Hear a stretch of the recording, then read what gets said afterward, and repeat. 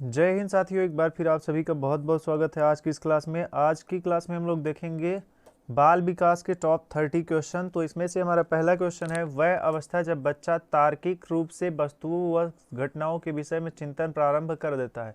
तार्किक रूप से वस्तुओं व घटनाओं के विषय में चिंतन प्रारंभ कर देता है, वह अवस्था कौन सी कहलाती है? संवेदी प्रेरक अवस्था या औपचारिक संक्रियात्मक अवस्था, पूर्व संक्रियात्मक अवस्था, मूर्त संक्रियात्मक अवस्था। तो जब बच्चा तार्किक रूप से वस्तुओं को सोचना या वस्तुओं को घटनाओं के बारे में चिंतन प्रारंभ कर देता है तो हम उसे कहते हैं मूर्त संक्रियात्मक अवस्था। ठीक है, अगला क्वेश्चन हमारे पास कुछ इस तरीके से है, निम्न कक्षाओं में शिक्षण की खेल विधि आधारित है। निम्न कक्षाओं में शिक्षण की खेल विधि प्ले मेथड आधारित होती है। शारीरिक शिक्षा कार्यक्रमों के सिद्धांत पर, शिक्षण की विधियों पर, विकास एवं वृद्धि के मनोवैज्ञानिक सिद्धांत पर, शिक्षण के सामाजिक सिद्धांतों पर। तो इसका राइट आंसर हो जाएगा ऑप्शन नंबर सी, विकास एवं वृद्धि के सिद्धांत पर। ये जो विकास एवं वृद्धि के मनोवैज्ञानिक सिद्धांत पर कक्षाओं में शिक्षण की खेल विधि आधारित होती है, निम्न कक्षाओं में। अगला क्वेश्चन कुछ इस तरीके से है, बच्चों के संज्ञानात्मक विकास को सबसे अच्छे तरीके से कहाँ परिभाषित किया जा सकता है? संज्ञानात्मक, खेल के मैदान में, विद्यालय एवं कक्षा में, गृह में, ऑडिटोरियम में। तो संज्ञानात्मक विकास होता है, हम उसे सबसे ज़्यादा बेहतर कहाँ परिभाषित कर सकते हैं? तो इसका राइट आंसर होगा विद्यालय एवं कक्षा में हम इसको ज़्यादा से ज़्यादा रूप से परिभाषित कर सकते हैं। अगला क्वेश्चन है, खिलौने की आयु कहा जाता है, टॉय एज कौन सी एज को कहा जाता है? पूर्व बाल्यावस्था, उत्तर बाल्यावस्था, शैशवावस्था या फिर ये सभी? तो पूर्व बाल्यावस्था को खिलौनों की आयु कहा जाता है, तो इसका राइट आंसर हो जाएगा ऑप्शन नंबर ए। अगला क्वेश्चन, उत्तर बाल्यावस्था में बालक भौतिक वस्तुओं गुड्स के किस आवश्यक तत्वों में परिवर्तन समझने लगते हैं? द्रव्यमान, द्रव्यमान और संख्या, संख्या, द्रव्यमान, संख्या और क्षेत्र। तो इसका राइट आंसर होता है ऑप्शन नंबर डी। जब उत्तर बाल्यावस्था, दो अवस्थाएं बाल्यावस्था की दो अवस्थाएं होती है, पूर्व बाल्यावस्था को हम खिलौनों की आयु कहते हैं और उत्तर बाल्यावस्था में कोई भी बालक भौतिक वस्तुओं के किस आवश्यक तत्व में परिवर्तन समझने लगता है? द्रव्यमान, संख्या और क्षेत्र में वह अंतर समझने लगता है। अगला क्वेश्चन कुछ इस तरीके से है, दूसरे वर्ष में अंत तक शिशु का शब्द भंडार हो जाता है। दूसरे वर्ष में अंत तक शिशु का शब्द भंडार हो जाता है। तो जब बच्चा फर्स्ट साल में होता है तो उसके पास बहुत कम शब्द संपदा होती है, लेकिन जैसे ही दूसरे वर्ष के अंत में दूसरा वर्ष कंप्लीट होने लगता है उसके पास 1000 शब्दों का शब्द भंडार हो जाता है। मैकडूगल के अनुसार मूल प्रवृत्ति जिज्ञासा का संबंध कौन संवेग से है? मैकडूगल के अनुसार मूल प्रवृत्ति जिज्ञासा का संबंध कौन संवेग से है? भय, घृणा, आश्चर्य या भूख से? तो ये जो मूल प्रवृत्तियां होती है इनको किसने संबंधित किया था और किससे संबंधित है? मैकडूगल से रिलेटेड है, तो इसका आंसर हो जाएगा ऑप्शन नंबर सी, आश्चर्य। मूल प्रवृत्ति जो होती है जिज्ञासा का संबंध हमसे पूछा था कौन संवेग से संबंधित है, संबंध है, तो आश्चर्य इसका राइट आंसर होगा। अगला क्वेश्चन है, किस मनोवैज्ञानिक के अनुसार विकास एक सतत और धीमी प्रक्रिया है? विकास जो है वो धीमी और सतत प्रक्रिया है। तो बीएफ स्किनर ने कहा था कि विकास एक सतत और धीमी प्रक्रिया है। तो कोलेसनिक, पियाजे, स्किनर या हार्लॉक के अनुसार? तो बीएफ स्किनर ने कहा था, मनोवैज्ञानिक के अनुसार बीएफ स्किनर एक मनोवैज्ञानिक है और इनके अनुसार विकास एक सतत और धीमी प्रक्रिया है। तनाव और क्रोध की अवस्था है, शैशवावस्था, किशोरावस्था, बाल्यावस्था या वृद्धावस्था? तो ये जो किशोरावस्था होती है वो तनाव और क्रोध की अवस्था मानी जाती है। अगला नेक्स्ट क्वेश्चन हमारे पास है, एक बच्चे की मानसिक आयु 12 वर्ष एवं वास्तविक आयु 10 वर्ष है तो उसकी बुद्धि लब्धि क्या होगी? एक बच्चे की मानसिक आयु 12 वर्ष एवं वास्तविक आयु जो है वो 10 वर्ष है तो उसकी बुद्धि लब्धि कितनी होगी? तो हमें ये बताना है। तो ऑप्शन लिखा हुआ है 110, 100, 120 या 83 वर्ष। तो उसकी बुद्धि लब्धि जो होगी वो 100 या 120 होगी। तो कितनी होगी? 120 ईयर। ठीक है, अगला क्वेश्चन नेक्स्ट है, कुछ इस तरीके से है। देखिए जब हम ऐसे निकालते हैं तो हमारे पास एक फार्मूला होता है बुद्धि लब्धि निकालने के लिए। तो बुद्धि लब्धि इक्वल टू होता है मानसिक आयु, मानसिक आयु गुणा में 100 और बटा में कितना? वास्तविक आयु, वास्तविक आयु। ठीक है, मानसिक आयु गुणा 100 बटा वास्तविक आयु। जब हम इसमें लिखेंगे मानसिक आयु 12 लिखा है और गुणा में 100, वास्तविक आयु हमारे पास 10 वर्ष है, हम इसको कट कर देंगे तो हमारे पास 120 ईयर निकल कर आ जाता है। तो ये इंपॉर्टेंट फार्मूला है बुद्धि लब्धि ज्ञात करने के लिए। मानसिक आयु गुणा में 100 और बटा में वास्तविक आयु, इसका एक मुख्यतः फार्मूला होता है। अगला क्वेश्चन है मूल्यांकन किया जाना चाहिए। मूल्यांकन से बच्चे पढ़ेंगे, इससे बच्चों की उपलब्धि का पता लगता है, बच्चों के सीखने के स्तर का ज्ञान होता है, शिक्षकों की उपलब्धि का पता लगता है। तो शिक्षकों की उपलब्धि का पता लगता है, हम ये इंपॉर्टेंट नहीं समझते, लेकिन बच्चों को सीखने के स्तर का ज्ञान होता है। ठीक है, ये जो मुख्यतः क्वेश्चन हमारे पास है कि मूल्यांकन किया जाना चाहिए, तो क्या उद्देश्य होना चाहिए कि बच्चों के सीखने के स्तर का ज्ञान हमें मूल रूप से होना चाहिए, तभी हमारा मूल्यांकन का सार्थ मतलब निकल पाएगा। पियाजे के संज्ञानात्मक विकास सिद्धांत के अनुसार संवेदी क्रियात्मक अवस्था होती है, संवेदी क्रियात्मक अवस्था होती है। पियाजे का संज्ञानात्मक सिद्धांत किसने प्रतिपादित किया था? विकास का संज्ञानात्मक सिद्धांत किसने दिया था? तो जीन पियाजे ने दिया था। किसने दिया था? जीन पियाजे ने संज्ञानात्मक विकास सिद्धांत को प्रतिपादित किया था। इसमें से संवेदी क्रियात्मक अवस्था जन्म से लेकर 2 वर्ष, 2 वर्ष से 7 वर्ष या 7 से 11 वर्ष, या फिर ऑप्शन नंबर डी 11 से 16 वर्ष। तो इसका राइट आंसर हो जाएगा ऑप्शन नंबर ए। जन्म से लेकर 2 वर्ष तक बच्चे संज्ञानात्मक विकास के संवेदी क्रियात्मक अवस्था ये मूल रूप से होती है, जन्म से 2 वर्ष तक। अगला क्वेश्चन कुछ इस तरीके से हमारा 13वां नंबर क्वेश्चन है, बच्चों में नैतिकता की स्थापना के लिए सर्वोत्तम मार्ग है। नैतिकता की आवश्यकता के लिए उन्हें धार्मिक पुस्तक पढ़ाना, शिक्षक का आदर्श रूप में व्यवहार करना, या फिर अगला ऑप्शन हमारे पास उनका मूल्य शिक्षा पर मूल्यांकन करना, उन्हें प्रातःकालीन सभा में उपदेश देना। तो इसका राइट आंसर हो जाएगा ऑप्शन नंबर बी, शिक्षक का आदर्श रूप में व्यवहार करना, यही नैतिकता की स्थापना के लिए सर्वोत्तम मार्ग होगा। अगला क्वेश्चन कुछ इस तरीके से है, शिक्षा का अति महत्वपूर्ण उद्देश्य है आजीविका कमाना, या फिर बच्चों का सर्वांगीण विकास, पढ़ना एवं लिखना सिखाना, बौद्धिक विकास। तो बच्चे का सर्वांगीण विकास जो शिक्षा का अति महत्वपूर्ण है वो उद्देश्य होना चाहिए। ठीक है, बच्चे का सर्वांगीण विकास। अगला क्वेश्चन कुछ इस तरीके से है, अगला क्वेश्चन हमारे पास 15 नंबर, सतत एवं व्यापक मूल्यांकन। सतत एवं व्यापक मूल्यांकन में व्यापक मूल्यांकन शब्दावली का तात्पर्य है। सतत एवं व्यापक मूल्यांकन में व्यापक मूल्यांकन शब्दावली का अर्थ है सभी विषयों का मूल्यांकन, सह शैक्षिक क्षेत्र का मूल्यांकन, सह एवं शैक्षिक एवं सह शैक्षिक क्षेत्र का मूल्यांकन, शैक्षिक क्षेत्र का मूल्यांकन। तो इसका राइट आंसर हो जाएगा ऑप्शन नंबर सी, शैक्षिक एवं सह शैक्षिक क्षेत्र का मूल्यांकन।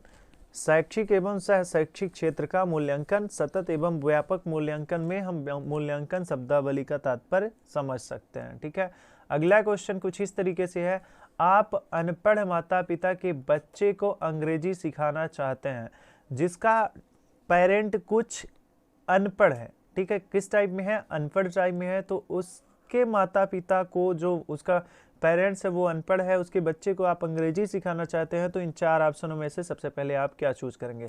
आप बच्चे से अंग्रेजी में बात करेंगे, आप बच्चों को अंग्रेजी में बोलने के लिए बाध्य करेंगे। देखिए बाध्य तो नहीं कर सकते हैं, और अंग्रेजी में बात करेंगे तो ऑलरेडी उससे अंग्रेजी बनती रही होगी। ठीक है, आप बच्चे को मातृभाषा में बोलने से रोकेंगे, आप उसे मातृभाषा की सहायता से अंग्रेजी सिखाने का प्रयास करेंगे। तो इसका आंसर हो जाता है ऑप्शन नंबर डी, इसका राइट आंसर होगा। अगला क्वेश्चन है हमारे पास, बच्चे के लिए निःशुल्क एवं अनिवार्य शिक्षा का अधिकार अधिनियम कितने वर्ष के बच्चे के लिए लागू है? तो 6 से 14 वर्ष के लिए। 6 से 14 वर्ष के लिए बच्चे को निःशुल्क शिक्षा, अनिवार्य शिक्षा का अधिकार अधिनियम प्रदान किया गया है। ठीक है, तो इसका आंसर हो जाएगा ऑप्शन नंबर ए। अगला क्वेश्चन कुछ इस तरीके, अगला क्वेश्चन देखते हैं। सामाजिकरण वह प्रक्रिया है जिससे बच्चे और वयस्क सीखते हैं, परिवार से, विद्यालय से, साथियों से या इन सभी से। तो सामाजिकरण वह प्रक्रिया है। सामाजिकरण में कौन कौन आ सकता है? तो परिवार भी आता है, परिवार से, विद्यालय से, साथियों से और इन सभी से आप अच्छी तरीके से सीख सकते हैं। तो इसका राइट आंसर हो जाएगा इन सभी से। अगला क्वेश्चन है, संक्षिप्त रूप से PSRN जो कि विकास से संबंधित है। PSRN किससे संबंधित है? तो विकास से संबंधित है। विकास से संबंधित है, व्याख्या करता है समस्या हल, तार्किकता व आंकिक क्षमता, समस्या हल, समस्या संबंध और आंकिक क्षमता, या फिर बौद्धिक क्षमता, तार्किकता और आंकिक क्षमता, बौद्धिक क्षमता, तार्किकता और अंक ज्ञान। तो इसका राइट आंसर हो जाएगा हमारा समस्या हल, तार्किकता व आंकिक क्षमता। ठीक है, तो इसका आंसर ऑप्शन नंबर ए इसका राइट आंसर हो जाएगा। अगला क्वेश्चन है हमारे पास, वाइगोट्स्की ने बाल विकास के बारे में कहा है। तो सामाजिक अंतःक्रियाओं के कारण होता है। देखिए, वाइगोत्स्की का सबसे मुख्य रूप से सिद्धांत कौन सा है? समाज पर आधारित है। तो जब कभी भी आपके पास समाज से रिलेटेड कुछ भी बातें की जाए तो वो उसका राइट आंसर होगा। देखिए, इसमें हम पूरा ऑप्शन नहीं पढ़ेंगे, ऑप्शन नंबर बी इसका राइट आंसर होगा, सामाजिक अंतःक्रियाओं के कारण होता है। ठीक है, अगला क्वेश्चन है हमारे पास, अगला क्वेश्चन कुछ इस तरीके से है, 21 नंबर, घटना और वस्तुओं के बारे में एक बच्चा तार्किक रूप से सोच सकता है, पियाजे के चरणों के संबंध में सही कथन है। सेंसरी तंत्रिका तंत्र, प्रारंभिक संचालन प्रक्रिया, मूर्त संचालन प्रक्रिया, औपचारिक संचालन प्रक्रिया। तो इसका राइट आंसर हो जाएगा ऑप्शन नंबर सी, मूर्त संचालन प्रक्रिया। घटना और वस्तुओं के बारे में एक बच्चा जब तार्किक रूप से, जब कभी भी तार्किक रूप से सोचे तो वो किसका नियम आपको लगाना है? जीन पियाजे का नियम। और जब कभी भी तार्किक शब्द यूज होने लगता है तो वो मूर्त संचालन प्रक्रिया से रिलेट हो जाता है। ठीक है, अब चलते हैं हम अगले क्वेश्चन पर। 22 नंबर कुछ इस तरीके से है, विद्यालयी क्षेत्र में रचनात्मक निर्धारकों को जानने के लिए इनमें से कौन सा उपागम नहीं है? देखिए, विद्यालयी क्षेत्र में रचनात्मक निर्धारकों को जानने के लिए इनमें से कौन सा उपागम नहीं है? तो इसका ऑप्शन पढ़ते हैं, वार्तालाप कौशल, बहुविकल्पी कौशल प्रश्न, परियोजना कार्य या मौखिक कार्य। देखिए, जब बहुविकल्पी क्वेश्चन इतने इंपॉर्टेंट नहीं होते जितना वार्तालाप कौशल है, परियोजना कार्य है, मौखिक प्रश्न है। इन सभी में क्या होता है कि हम विद्यालयी क्षेत्र में रचनात्मक निर्धारकों को जान लेते हैं। ठीक है, लेकिन बहुविकल्पी प्रश्नों से हम इसमें से नहीं जान सकते। अगला क्वेश्चन कुछ इस तरीके से है, 23 नंबर, मनोविज्ञान शिक्षा का आधारभूत विज्ञान है, यह किसने कहा है? मनोविज्ञान शिक्षा का आधारभूत विज्ञान है, यह किसने कहा है? BN Jha, Skinner, Davis, Woodworth. तो इसका राइट आंसर हो जाएगा option number B, BF Skinner ने कहा है कि मनोविज्ञान शिक्षा का आधारभूत विज्ञान है। अगला क्वेश्चन है, हिंदी अक्षरों को बालक किस आयु में पहचानने लगते हैं? हिंदी अक्षरों को बालक किस आयु में पहचानने लगते हैं? इसका राइट आंसर आपको बताना है, 3 वर्ष की आयु में, 4 वर्ष की आयु में, 5 वर्ष की आयु में या 6 वर्ष की आयु में। तो हिंदी अक्षरों को बालक किस आयु में पहचानने लगता है? तो इसका राइट आंसर हो जाएगा 5 वर्ष की आयु में। अगर आपसे कोई भी दिक्कत होती है, कुछ भी थोड़ा सा भी डाउट होता है, तो आप थोड़ा सा भी सेंस लगा लें कि 5 वर्ष में बालक जो होता है उसके विद्यालय में एंट्री की जाती है, क्योंकि हम जो भी पढ़ते हैं वो गवर्नमेंट स्कूल के अकॉर्डिंग ही पढ़ते हैं। ठीक है, तो इसका 5 वर्ष की आयु में हिंदी अक्षरों को बालक पहचानने लगता है। ठीक है, एलैकिया है। अब एलैकिया किससे रिलेटेड है? पढ़ने की अक्षमता, लिखने की अक्षमता, सीखने की अक्षमता या सुनने की अक्षमता। तो एलैसिया, देखिए इसमें हिंदी में एलैकिया लिखा हुआ है, इसे हम पढ़ते हैं एलैसिया। एलैसिया किससे रिलेटेड है आपको बताना है। तो जो पढ़ने की अक्षमता होती है, जो पढ़ने में बच्चे असमर्थ होते हैं, अक्षम होते हैं, उन्हें क्या कहते हैं? एलैसिया। ठीक है, एलैसिया ये पढ़ने की अक्षमता से रिलेटेड है। अगला क्वेश्चन है, पियाजे की औपचारिक संक्रियात्मक अवस्था बालक की किस आयु अवधि तक मानी जाती है? औपचारिक संक्रियात्मक अवस्था, पियाजे की जो अवस्थाएं हैं 4-5, पियाजे की औपचारिक संक्रियात्मक अवस्था बालक की किस आयु अवधि तक मानी जाती है? तो इसमें आपको राइट आंसर चूज करना है 0 से 2 वर्ष, 2 से 7 वर्ष, 7 से 11 वर्ष या 11 से 15 वर्ष तक। तो इसका राइट आंसर होता है ऑप्शन नंबर डी, 11 से 15 वर्ष की उम्र तक। गर्भ में बालक को विकसित होने में कितने दिन लगता है? 150 दिन, 280, 390 या 460। तो गर्भ में बालक को विकसित होने में मिनिमम 280 दिन का टाइम लगता है। ठीक है, अब अगले क्वेश्चन में चलते हैं। उपनयन संस्कार को किस शिक्षा काल में किया जाता था? उपनयन संस्कार किस शिक्षा काल में किया जाता था? तो जो वो उपनयन संस्कार है वैदिक काल में, बौद्ध काल में, मुगल काल में या इनमें से कोई नहीं।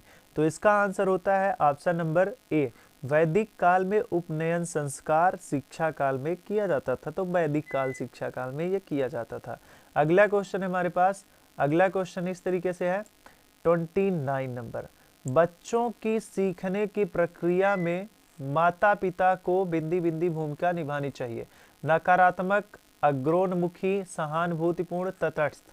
तो नकारात्मक तो हो नहीं सकता, नेचुरल ठीक है थोड़ी देर के लिए मान लेते हैं, या फिर इसमें सहानुभूतिपूर्ण। तो ये दोनों रंग होते हैं, अग्रोन्मुखी होना चाहिए। ठीक है, अग्रोन्मुखी उसके माता पिता की भूमिका बहुत ही इंपॉर्टेंट होती है। अगला क्वेश्चन है हमारे पास क्वेश्चन नंबर 30। तो 30 नंबर में हमारा है क्वेश्चन, मानव विकास किन दोनों के योगदान का परिणाम है? तो मानव विकास जो होता है वो अभिभावक एवं अध्यापक का है, सामाजिक एवं सांस्कृतिक कारकों का, वंश क्रम एवं वातावरण का, या फिर इनमें से कोई नहीं। तो इसका राइट आंसर होगा वंश क्रम एवं वातावरण का योगदान होता है। तो साथियों, आपको यह क्लास कैसी लगी? 30 क्वेश्चन का पूरा हमारा पेपर था। तो बाल विकास के 30 क्वेश्चन में आपसे कितने क्वेश्चन बने हमें कमेंट सेक्शन में लिखना मत भूलिएगा, और साथ ही वीडियो को लाइक, शेयर और सब्सक्राइब करना भी मत भूलिएगा। तो चलिए आपसे फिर मिलते हैं एक नई क्लास के साथ, तब तक के लिए जय हिंद, वंदे मातरम।